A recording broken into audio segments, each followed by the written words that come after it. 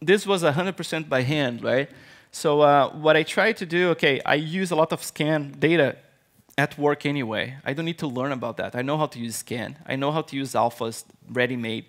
But my challenge is to try to push myself. So let's try to hand paint the entire thing. So all the textures are hand painted, all the pores are hand sculpted, and then turned into a brush, and then used for it. If you look at the iris, for example, this is always sculpture. There is no texture in there. Normally, people just slap an iris texture, and that's it.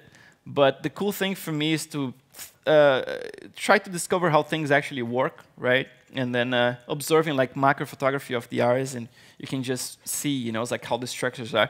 And it's kind of interesting because the brown eyes, they have a different kind of structure than a blue eye, for example. The blue eye has this tiny microfiber sometimes, it's like, and the blue eye has more of those folds. And it's, of course, like there's all kinds of variations, but. And then, so this is the last work, the most recent one is the one that was in the cover in there, right?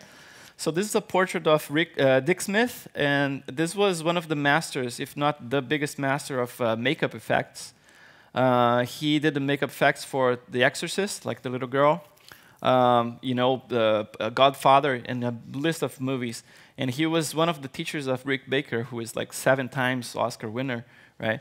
So I have a lot of respect for those guys who came before us, and created this whole thing about like visual, with makeup first, and then of course they probably hate us now because we're still in the job because of the CG part.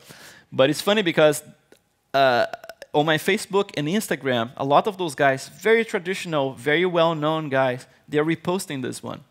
They're reposting and sharing the work because they say like, check this out, and pointing to someone. And I got lots of messages saying like, how are you approaching this? I mean, do you have pictures of him? I was like, just the pictures from the internet. I have like probably, I would say, 10, 12 pictures I found on the internet.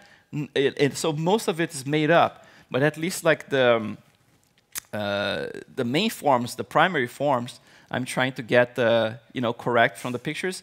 But all the fine detail like this is all made up, right? Again, like there is no textures or anything else involved. It's just like everything is by hand. There's another shot of him in there.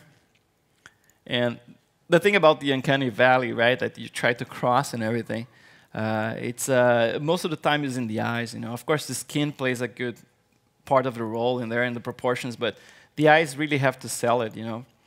And I think he looks pretty alive.